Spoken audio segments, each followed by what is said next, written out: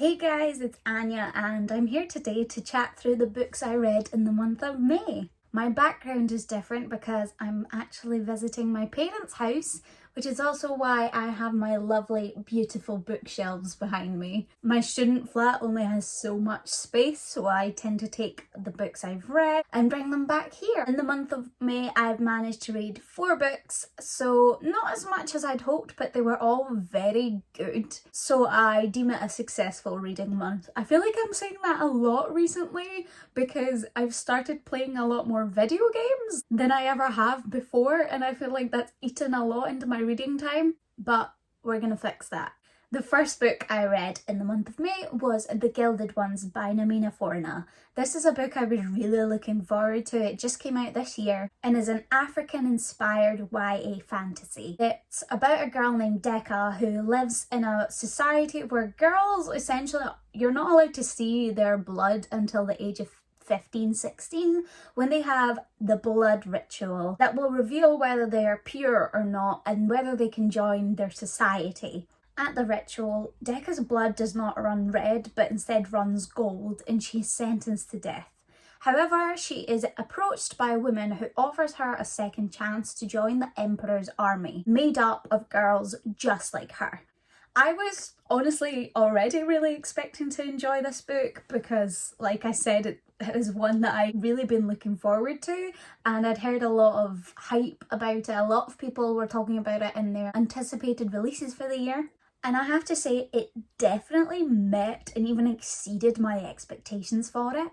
I, for one, really enjoyed the character of Decca, who was a really resilient and interesting person, and I especially loved the way that Memory managed to include religion in the upbringing of these girls and the difficulties in changing the way you've been brought up to encompass your new worldview, especially in coming to accept yourself.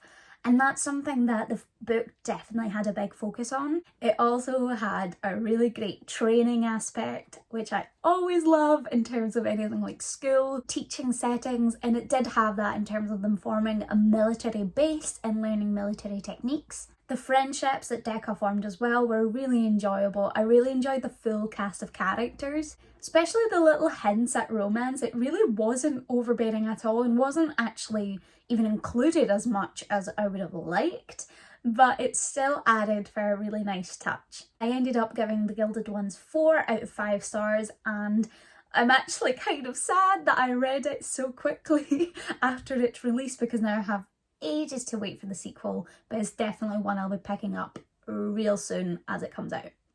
The next book I picked up was The Mask of Mirrors by M.A. Carrick. I've talked about this as a book that I bought kind of on a whim when I was looking for more fantasy books to read, and it's not one I'd actually heard anything about before, and I didn't realise until I read it that it only came out this year. That being said, I am amazed that I've not heard anything about this book because it is incredible. I think full on, this is one of the best books I read so far this year. It's about a young woman named Ren who's a thief that decides to infiltrate a noble family in order to make her fortune among them. It was something that I really looked forward to. I love criminal underworld and political intrigue, as well as like the whole idea of schemes in terms of long game thievery, and it definitely had that, but there was also just so much more in terms of a really complex magic system that was so well fleshed out.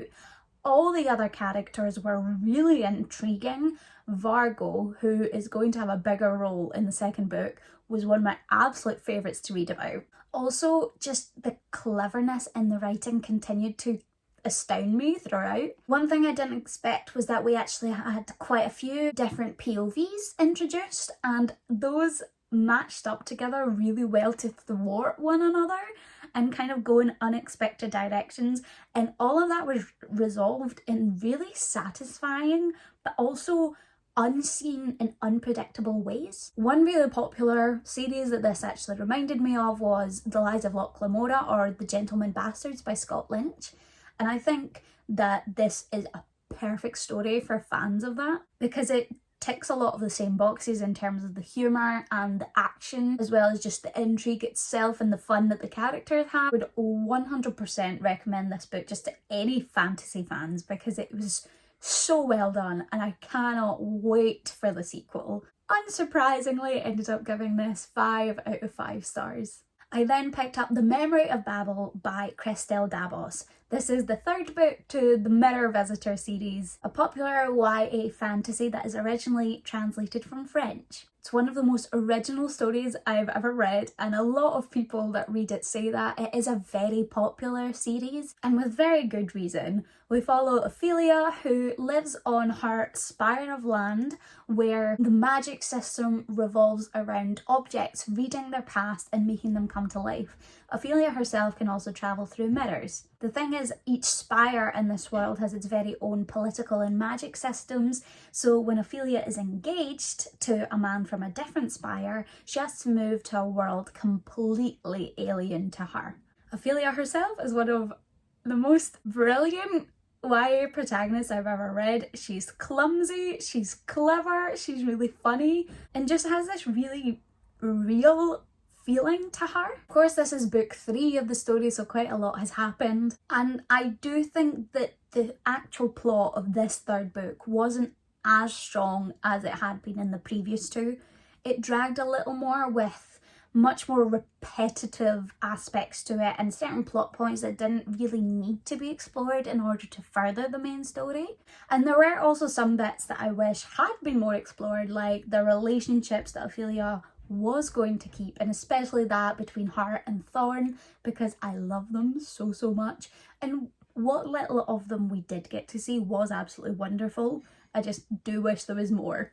That being said, the story itself is brilliant and the characters and the world are so well fleshed out and in such an original setting that even the fact that it wasn't as brilliant as the first 2 doesn't mean that it wasn't fantastic. I ended up giving this 4 out of 5 stars. Then the last book I picked up was The Boneshard Daughter by Andrea Stewart. This is set in a high fantasy world where the magic is only available to the Emperor, who has the ability to use bone shards to give life to animal-like constructs that help him rule. As his empire is failing though, his daughter, Lynn, who we follow, struggles to get her father to acknowledge her as his heir, and she begins learning this magic in secret, looking to secure herself as the next emperor. We do follow other characters in various parts of this island world as they struggle against the emperor's rule and also other political problems that arise with it.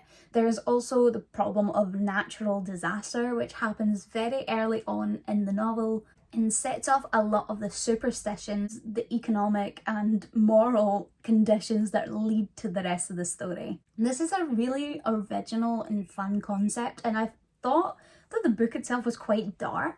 I liked the character of Lynn, but she definitely wasn't my favourite of the characters we're introduced to.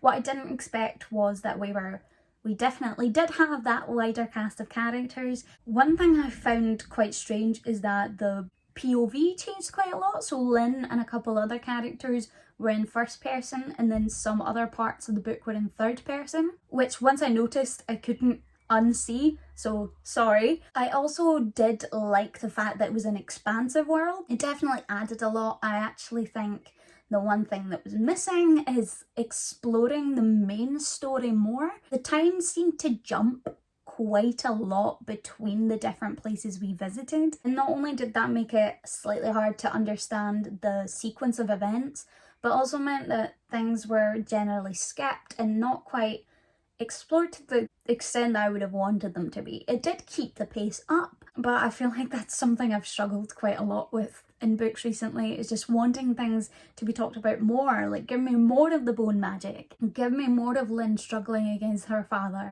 Other parts of the story were great though, and were given there just enough, like the character of Sand, whose story was the smallest but also one of the most compelling, and also the character of Mephi, who everybody that has read this seems to absolutely adore. I ended up giving this book 3.5 out of 5 stars. So that's it from me today and for the books I read in the month of May. Thank you guys so much for watching, and I'll see you all soon. Bye!